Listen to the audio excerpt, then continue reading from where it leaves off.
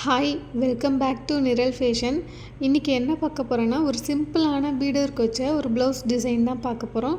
இந்த டிசைன் பண்ணுறதுக்கு தேவையான மெட்டீரியல் என்னென்ன, இந்த மெட்டீரியலோட ப்ரைஸ் எவ்வளோ அப்படின்றத இந்த வீடியோக்குள்ளே பார்க்கலாம். வாங்க வீடியோக்குள்ளே போகலாம். இந்த டிசைன் பண்ணுறதுக்கு தேவையான மெட்டீரியல் என்னென்னா, number 3 round beat, number 4 round beat, zari thread, இது 3 வச்சியுமே இந்த டிசைனை ஃபுல்லாக கம்ப்ளீட் பண்ணி முடிச்சிடலாம். இதோட ப்ரைஸ் எவ்வளோனா, மெட்டீரியலோட ப்ரைஸ் எவ்வளோனா, ஜரி த்ரெட் ஒரு 40 ருபீஸ் வரும், நம்பர் 3 ரவுண்ட் பீடு ஒரு 30 ருபீஸ், நம்பர் 4 ரவுண்ட் பீடு ஒரு 35 to 40 ருபீஸ் வரும். மொத்தமாகவே ஒரு 100 ருபீஸ்க்குள்ளே தான் வரும். இது ஏரியாவை பொறுத்து மெட்டீரியலோட காஸ்ட் வேரி ஆகும்.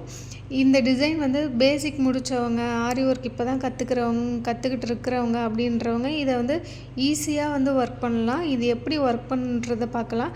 ஃபஸ்ட்டு 3 லைன் நம்ம எப்பயும் போல் ஜரி த்ரெட்டு கொடுத்து நம்ம கம்ப்ளீட் பண்ணி முடிச்சுக்கலாம். 4 லைனும் கொடுக்கலாம். நம்ம 3 லைன் கொடுத்து இதை கம்ப்ளீட் பண்ணிட்டேன். நெக்ஸ்ட்டு நம்பர் 3 ரவுண்ட் பீடு எடுத்துக்கிறேன். சுகர் பீடுக்கு பதிலாக நம்பர் 3 ரவுண்ட் பீடை எடுத்து நான் ஸ்டிச் பண்ணிக்கிறேன். இது ஒரு லைன் ஃபுல்லாக கம்ப்ளீட் பண்ணதுக்கப்புறம் நம்பர் 4 ரவுண்ட் பீடு எடுத்துக்கிறேன். இதை விட கொஞ்சம் பெரிய சைஸாக இருக்கும். கொஞ்சம் குவாலிட்டியான மெட்டீரியலாகவே யூஸ் பண்ணுங்கள். இதுலேயே நிறைய வெரைட்டிஸ்லாம் இருக்குது.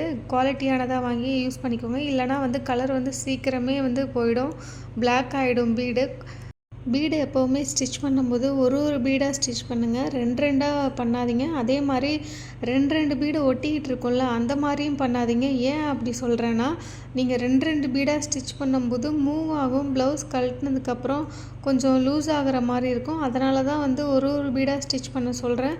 2 பீடு ஒட்டிக்கிட்டு இருந்ததுன்னா கட் பண்ணிவிட்டு ஒர்க் பண்ணுங்கள். இல்லைனா அதை ஒர்க் பண்ணாதீங்க, சிங்கிளாகவே ஒர்க் பண்ணிக்கோங்க. நான் 3வது லைன் நம்பர் 3 ரவுண்ட் பீட் மறுபடியும் எடுத்துக்கிறேன்.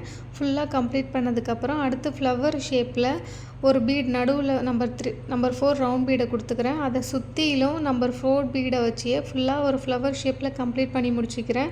அந்த ஒரு லைன் ஃபுல்லாகவே ஃப்ளவர் ஷேப்பில் கொடுத்து இந்த லைனை கம்ப்ளீட் பண்ணி முடிச்சிக்கலாம். இந்த டிசைனுக்கான மெட்டீரியல் காஸ்ட் ஒரு 100 ருபீஸ் வரும்னு சொல்லியிருந்தேன்.